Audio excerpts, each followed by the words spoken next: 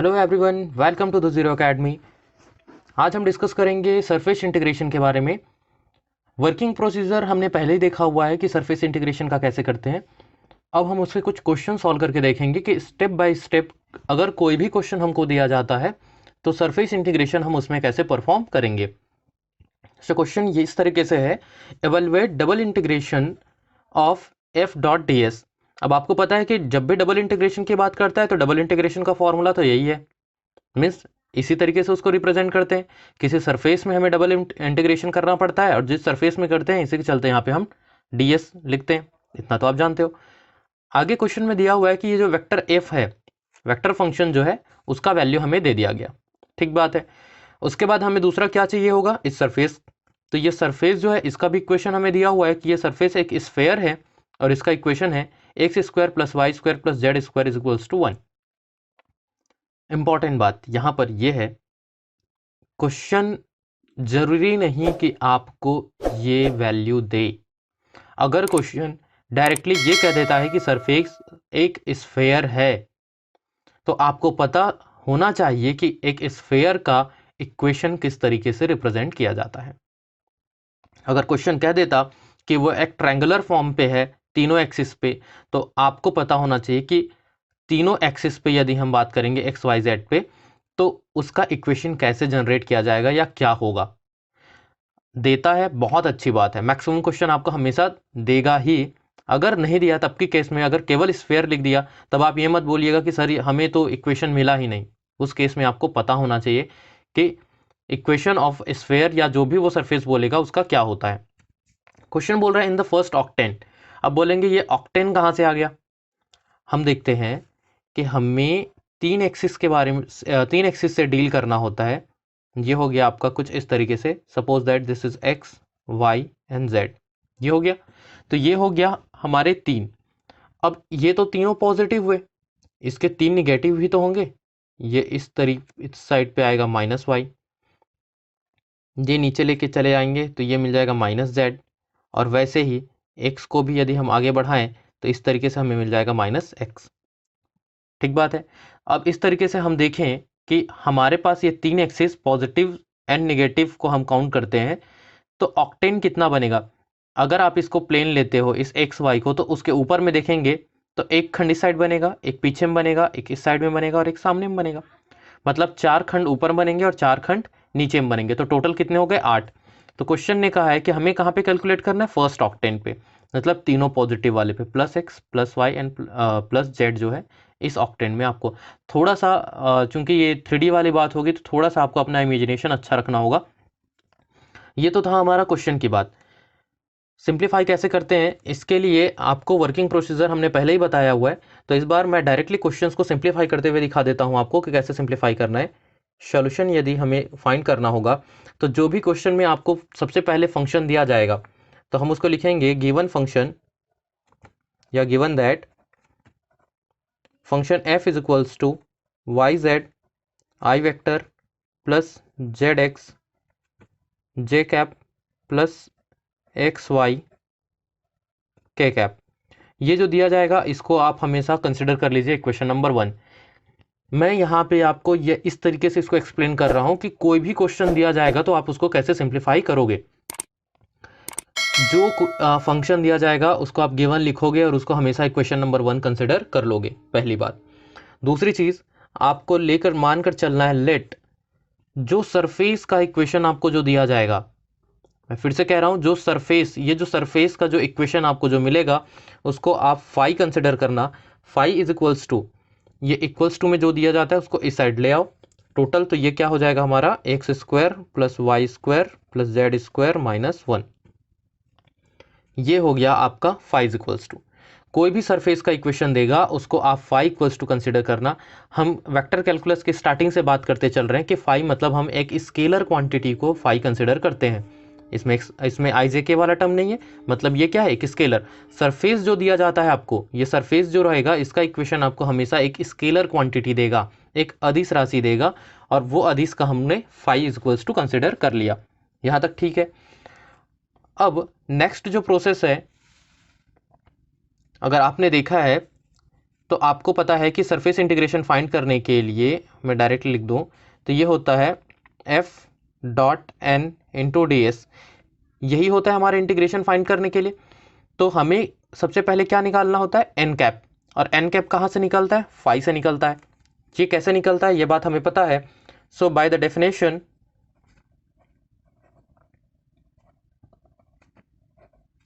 Of gradient of phi which is equals to del dot phi, यही होता है, ये काम तो हमने पहले ही किया हुआ है। So I del by del X plus J del upon del Y plus K del upon del Z, ये हो गया हमारा। इस डेल का वैल्यू डॉट प्रोडक्ट कर रहे हैं हम, या सॉरी डॉट प्रोडक्ट नहीं बोलेंगे इसको, डायरेक्ट मल्टीप्लाई कर रहे हैं हम किसको, फाई को। और फाई क्या है हमारा, x square plus y square plus z square minus 1। हमें पता है कि ये एक स्केलर क्वांटिटी है, तो आई जे के तीनों के साथ इंडिविजुअल मल्टीप्लाई होगा। मल्टीप्लाई होने के साथ साथ क्या होगा, डेल बाई डेल एक्स, मतलब इसका पार्शियली डिफ्रेंशिएशन होगा। तो हम डायरेक्ट डिफ्रेंशिएट करके वैल्यू को यहाँ पे लिखेंगे, एक्स के रिस्पेक्ट में करेंगे तो इसका बस डिफ्रेंशिएशन होगा, बाकी एज अ कांस्टेंट जीरो हो जाएगा। तो ये हो गया 2xi प्लस इसके लिए मिलेगा 2yj और नेक्स्ट मिलेगा 2z के, बाकी तो जीरो हो जाएगा। तो ये जो टोटल वैल्यू मिला ये क्या है हमारा, ग्रेडियंट ऑफ फाई। नेक्स्ट हमें फाइंड करना है mod of gradient of phi. तो ग्रेडियंट हमें निकल गया, इसका यदि मैग्नीट्यूड चाहिए तो हमें पता है मैग्नीट्यूड निकालने के लिए अंडर रूट करते हैं, और आई वाले जो है उसके कोफिशिएंट को यदि हम बात करें, ये आई के जो कोफिशिएंट है उसका हम स्क्वायर करते हैं। मैग्नीट्यूड निकालने का यही तरीका है, जे का जो कोफिशिएंट है उसका स्क्वायर करते हैं, एंड के का जो कोफिशिएंट है दैट इज 2z, उसका हम स्क्वायर करते हैं। यहाँ से 4 4 4 बाहर निकालेंगे तो क्या हो जाएगा 2, अंडर रूट ऑफ ये हो जाएगा x square plus y square plus z square. यहाँ पर जो हमने फाइव इक्वल्स टू आपको ये जो दिया गया था, ये five equals to equation number 2, ये जो फाइव इक्वल्स टू दिया गया है, यहाँ पे जो क्वेश्चन है आपका, ये हम फाइव कहाँ से लाए थे, जो आपको गिवन क्वेश्चन में जो आपको सरफेस का इक्वेशन दिया था। तो यहाँ से देखिए x square plus y square plus z square is equals to क्या होता है, 1 होता है। तो हम वो वैल्यू यहाँ पे पुटअप कर देते हैं। So this is 2 under root of 1 which is equals to 2। तो ग्रेडियंट का यदि हम मॉड निकाले तो हमको कितना मिल गया, 2। So N cap is equals to this much equals to, हमें पता है कि gradient of phi divided by mod of gradient of phi, ये होता है हमारा एन कैप निकालने का। ये प्रोसेस तो हमें पता है। तो ग्रेडियंट हमारा कितना निकला था, 2, यदि मैं कॉमन निकाल दूं तो x i plus y j plus z k, ये हो गया हमारा ग्रेडियंट, और इसके साथ डिवाइडेड बाई में था इसका मैग्नीट्यूड, और वो है 2। तो ये 2 और ये 2 कैंसिल हो जाएगा, तो दिस मच इक्वल्स टू हमें मिलता है x i plus y j plus z के। मैंने आपको हमेशा बताया ये जो आई जे के जो रहता है ये क्या होता है, कैप वाले होते हैं, यूनिट वेक्टर होते हैं, ठीक है। तो ये निकल गया हमारा एन कैप का वैल्यू, ये बहुत अच्छी बात है, इक्वेशन नंबर 3। ठीक बात। इतना होने के बाद ये हर क्वेश्चन में आपको करना है, आपको एक फाइव इक्वल्स टू लेना है। फाइव लेने के बाद उसका आप ग्रेडियंट निकालोगे, उसका मैग्नीट्यूड निकालोगे, फिर एन कैप निकालोगे, क्योंकि एन कैप निकालने के लिए हमको इन दोनों को डिवाइड करना होता है। ये बेसिक प्रोसेस आपको पता है। तो ये हर क्वेश्चन में आपको करना, चाहे क्वेश्चन कुछ भी दिया जाए। एन कैप निकल जाएगा, उसके बाद हमें क्या करना है, देखिए एन कैप निकल जाने के बाद नेक्स्ट आप देखिए इसमें क्या दिया गया है, double integration of f dot n cap होता है, मतलब वेक्टर फंक्शन एफ का डॉट प्रोडक्ट होगा एन कैप के साथ। यहाँ डॉट प्रोडक्ट क्यों होगा, क्योंकि एफ जो है ये भी एक वेक्टर है और एन कैप भी एक वेक्टर है, तो इन दोनों के बीच में डॉट प्रोडक्ट होगा। तो वो हम पहले ही कैलकुलेट कर ले यहाँ पे, तो ज़्यादा आसान होगा। तो हम निकालते हैं फ्रॉम इक्वेशन नंबर फर्स्ट जो हमने कंसिडर किया था एफ के लिए, एंड इक्वेशन नंबर थर्ड हमने कंसिडर किया था एन कैप के लिए। तो इन दोनों इक्वेशन से हमें मिलेगा vector f dot n cap this much equals to, जो वैल्यू था आप उसको लिख लीजिए, एफ का z x j plus x y k, ये क्या हो गया हमारा टोटल वैल्यू एफ का, और इसके साथ हमें डॉट प्रोडक्ट करना है, और वो था हमारा एन कैप का, जो कि था x i plus y j plus z के, कुछ इस तरीके से था हमारा एन कैप का वैल्यू। ठीक बात है। अब हमें पता है इन दोनों का डॉट प्रोडक्ट करना है। डॉट प्रोडक्ट के कुछ नियम आपको पता होगा कि आई डॉट आई या जे डॉट जे या के डॉट के सेम का यदि हम मल्टीप्लाई करते हैं तो हमें मिलता है 1। तो आई का आई के साथ मल्टीप्लाई होगा, किसी और के साथ करने से तो 0 हो जाता है, तो आई का इसके साथ तो 0 हो जाएगा। तो सेम का मल्टीप्लाई करेंगे तो यहाँ से इसका मल्टीप्लाई होगा तो एक्स वाई जेड और आई इंटू आई 1 हो जाएगा। वैसे यहाँ पे देखें तो देखो जेड एक्स और इसके साथ वाई, मतलब ये सेम चीज़ मिलने वाला है एक्स वाई जेड, और तीसरे वाले में सेम मिलेगा एक्स वाई जेड। तो तीनों सेम क्वांटिटी है।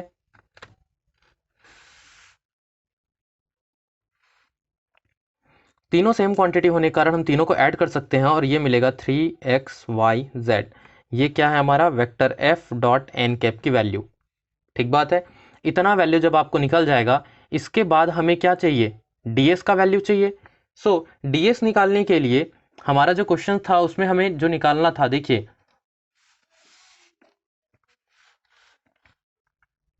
ये जो है इतना तो निकल गया। अब इसके बाद क्या चाहिए, हमें ds चाहिए। ds के लिए आपने प्रीवियस वीडियो देखा होगा, उसमें आपको पता है कि ds हम किस तरीके से कैलकुलेट करते थे। तो ds निकालने के लिए हमको क्वेश्चन में प्रोजेक्शन लेना होता है। प्रोजेक्शन लेने के लिए मैंने आपको बताया था कि ds का जो प्रोजेक्शन जो आपको लेना है, आप किसी भी प्लेन में ले सकते हो जब तक कि क्वेश्चन आपको स्पेसिफाई ना करे। आपका क्वेश्चन स्पेसिफाई नहीं किया है तो आप किसी भी प्लेन में उसका प्रोजेक्शन ले लीजिए। हम यहाँ पे एक्स वाई लिए हैं, चाहे तो वाई जेड ले लीजिए, किसी में लो आंसर सेम आना है।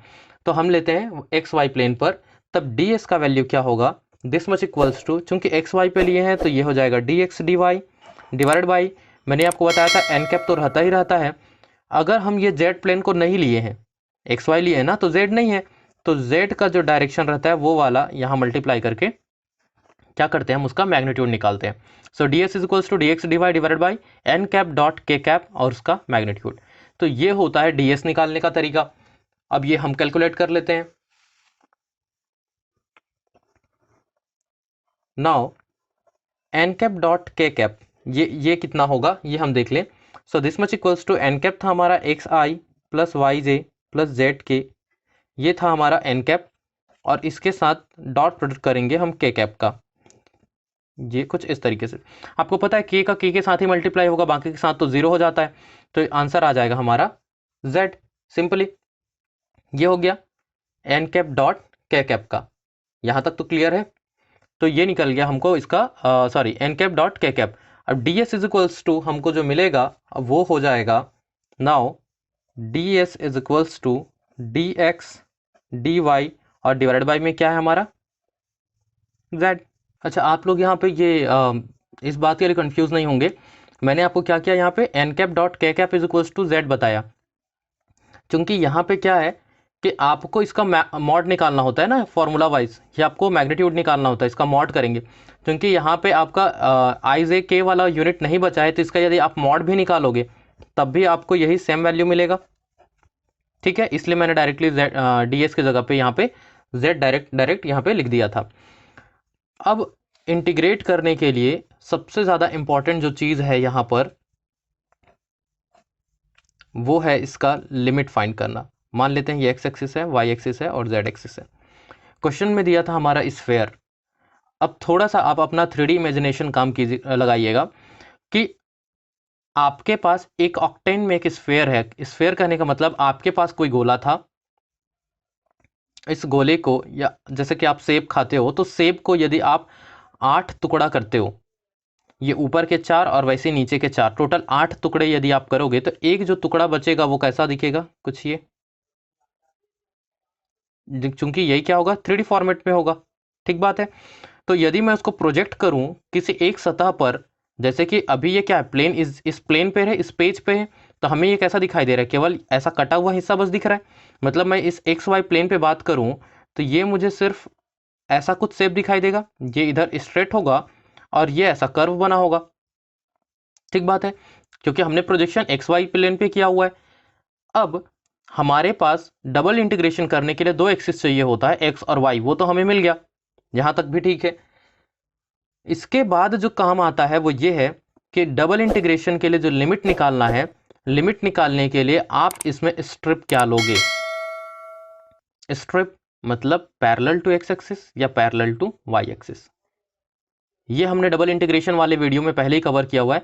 यहां पर आप फ्री हो, चाहे आप एक्स के पैरेलल लो या वाई के पैरेलल लो, आप अपने आप में फ्री हैं। इस बात के लिए कोई दिक्कत नहीं है कि आप किसके पैरेलल स्ट्रिप कंसिडर करोगे, क्योंकि आपको आगे जो करना है वो इंटीग्रेशन का वैल्यू लेकर आना है। तो कोई आपके साथ ऐसा नहीं है कि आपको एक्स के रिस्पेक्ट में ही लिमिट लेना है या वाई के पैरेलल ही लिमिट लेना है। सो हम देखते हैं इसको कैसे लिखेंगे।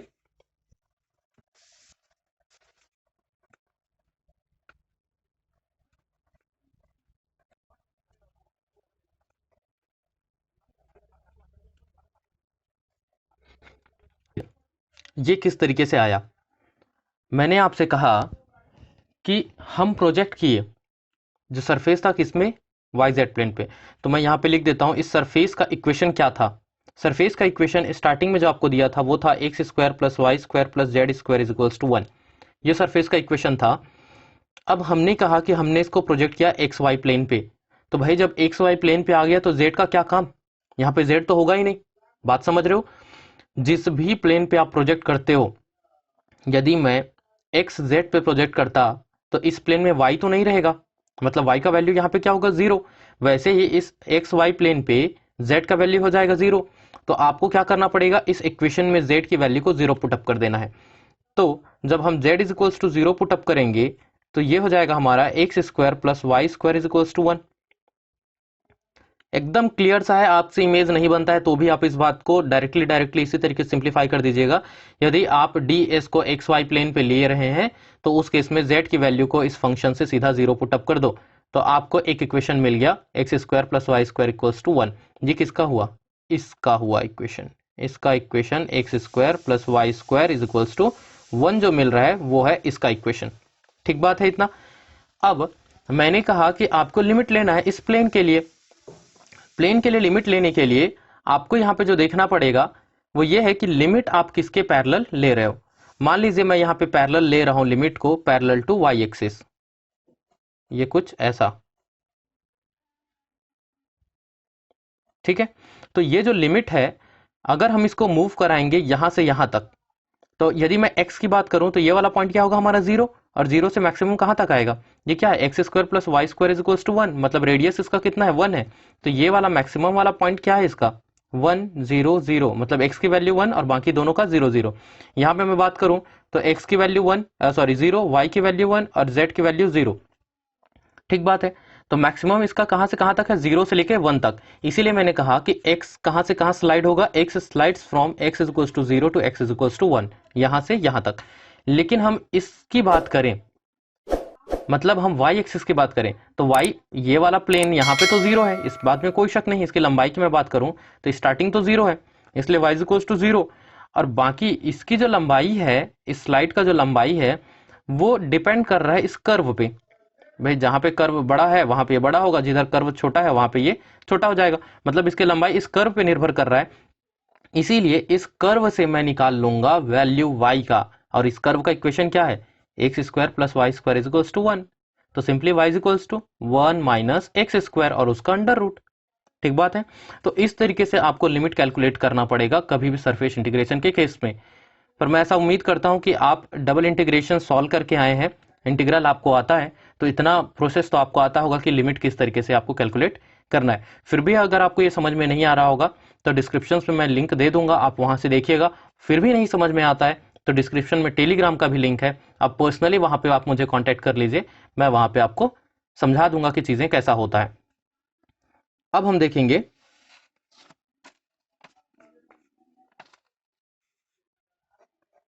Double integration vector f dot n cap d s this much equals to limit 0 to 1, ये x का लिमिट है। y का लिमिट देखेंगे 0 से लेकर under root of 1 minus x square हो जाएगा। अब हमारे पास जो फंक्शन जो था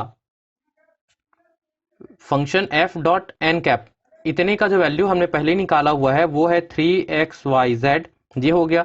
और ds का वैल्यू हम लिखे थे dx dy divided by z। ठीक बात है, इतना काम हो गया हमारा। मीन्स जो क्वेश्चन हमें एवेल्युएट कितना करना था ये वैल्यू, और इतना इज इक्वल्स टू हम ले आए इसको। अब हमारे लिए आसान हो जाएगा, ये z और ये z कैंसिल हो जाएगा। सो हमें मिलेगा डबल इंटीग्रेशन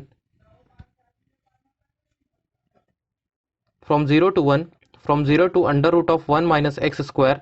ये 3 कांस्टेंट है तो इसको मैं बाहर निकाल दूंगा, z यहाँ से कैंसिल हो जाएगा तो ये हो गया x y d x d y. एक इंपॉर्टेंट बात यहाँ पे ये है, इस बात को आप ध्यान पे रखिएगा, क्योंकि यहाँ पे देखिए z था इसलिए z और z कैंसिल हो गया।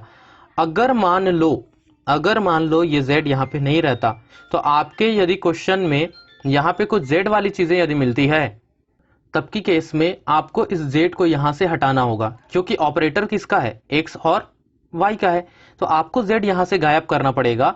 और वो कैसे गायब होगा, इस इक्वेशन से, जो आपका गिवन इक्वेशन रहता है वहां से आप चाहो तो z इज इक्वल टू इस सबको इधर ट्रांसफर कर दो, z का वैल्यू निकल जाएगा, उस z की वैल्यू को यहाँ पे पुटअप कीजिएगा। बात समझ रहे हैं? अगर चूंकि हमारा यहाँ पे integration with respect to dx dy है तो यहाँ पे z वाला टर्म नहीं होना चाहिए। अब नहीं होना है तो ऐसा तो नहीं कि हम उसको सीधा सीधा फेंक देंगे, उसको कहाँ से रिप्लेस करेंगे, जो आपको सरफेस का जो इक्वेशन दिया जाता है आप वहां से z की वैल्यू निकालेंगे और उसको वहां पे पुटअप करेंगे। ठीक बात है? उसके बाद ही आप x और y के रिस्पेक्ट में इसको इंटीग्रेट करोगे। सो फर्स्ट यहाँ पे आपको पता है कि फर्स्ट इंटीग्रेशन किसके रिस्पेक्ट में होगा, क्योंकि ये लिमिट, जिसका लिमिट फंक्शन वाला दिया जाता है, ये किसका लिमिट है, ये लिमिट है आपका y का, तो सबसे पहले y के रिस्पेक्ट में इंटीग्रेट होगा। तो this much equals to 3 integration from 0 to 1। इस टोटल वैल्यू को हम y के रिस्पेक्ट में यदि इंटीग्रेट करते हैं तो x तो एज अ कांस्टेंट हो जाएगा, तो x ही रहेगा और y का क्या हो जाएगा, वाई स्क्वायर डिवाइडेड बाई 2। ये कुछ इस तरीके से मिलेगा। और इसके लिए लिमिट आपको दिया गया है from 0 to under root of 1 minus x square. dx के रिस्पेक्ट में तो नहीं हुआ है तो उसको वैसे ही रहने देते हैं। This much equals to 3 integration from 0 to 1। अब हमें करना क्या है कि अपर लिमिट को पहले पुटअप करना होता है, तो x यहीं पे, चूंकि इस चाहूँ तो मैं क्या कर सकता हूँ, x को बाहर लिख दूं और यहाँ पे ये हो जाएगा, अपर लिमिट को पुट करेंगे मतलब इतने का क्या हो जाएगा, स्क्वायर होगा, तो ये स्क्वायर रूट हट जाएगा तो ये हो जाएगा 1 minus x square minus lower limit को जब पुटअप करेंगे तो इसकी जगह में 0 हो जाएगा, तो ये माइनस 0 और साथ में इधर dx। This much equals to 3 0 to 1। ये जो 2 है ये भी कांस्टेंट है तो इसको बाहर निकाल दूं, x का यहाँ मल्टीप्लाई होगा तो x हो जाएगा और यहाँ पे x क्यूब हो जाएगा, इन सबके साथ है dx। This much equals to 3/2 integrate करेंगे, x का हो जाएगा एक्स स्क्वायर बाई 2 माइनस इसका होगा x टू द पावर 4/4 फ्रॉम 0 to 1। ये लिमिट आपको दिया है। Upper limit and lower limit put up कीजिए, अपर लिमिट पुट करेंगे तो हो जाएगा 1 माइनस 2, इसकी जगह पुटअप करेंगे तो 1/4 और 0 पुटअप करेंगे तब तो 0 ही मिल जाएगा।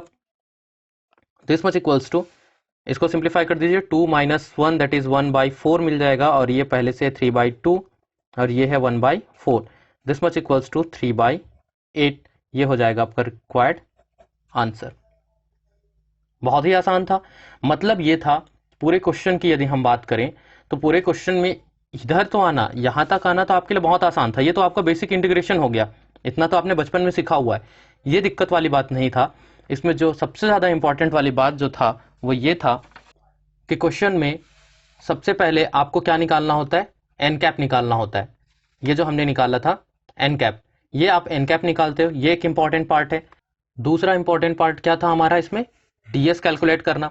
ये जब डीएस कैलकुलेट हो जाता है उसके बाद जो तीसरा इसका जो मेन इंपॉर्टेंट पॉइंट था वो ये है कि आप इसका प्रोजेक्शन लेने के बाद लिमिट किस तरीके से फाइंड करते हो। जैसा मैंने इस क्वेश्चन में आपको बताया है, आपको कोई सा भी क्वेश्चन दे सेम प्रोसेस फॉलो करना है, सेम तरीका आप अपनाइए, आपसे सारे क्वेश्चन सरफेस इंटीग्रेशन के सिंप्लीफाई होने वाले हैं। तो उम्मीद है आपको इसमें से सारा चीज समझ में आया होगा। कोई भी पॉइंट, कोई भी चीज आपको समझ में नहीं आता है तो आप कमेंट बॉक्स में मुझे बताइए, या फिर डिस्क्रिप्शन में टेलीग्राम का लिंक है, आप वहां जाइए, वहां आप मुझे कांटेक्ट कीजिए और वहां पर आप मुझे बताइए। इसके साथ साथ आपको कोई भी पर्टिकुलर क्वेश्चन, इसके अलावा कोई और क्वेश्चन में समस्या आ रहा है, आप चाहते हो कि मैं उसे आपको एक्सप्लेन करूं, तो आप वो क्वेश्चन मुझे टेलीग्राम में भेजिए, मैं उस पर क्वेश्चंस को सिंप्लीफाई करके वीडियो बनाकर आपको अपलोड कर दूंगा। आप वहां से उस चीज़ को देख सकते हैं। अगर छोटी मोटी चीज़ें होगा जिसको वीडियो की ज़रूरत नहीं है तो मैं सिंप्लीफाई करके आपको डायरेक्ट टेलीग्राम में सेंड कर दूंगा। तो अभी तक के लिए बस इतना ही। Stay safe, keep learning and thank you.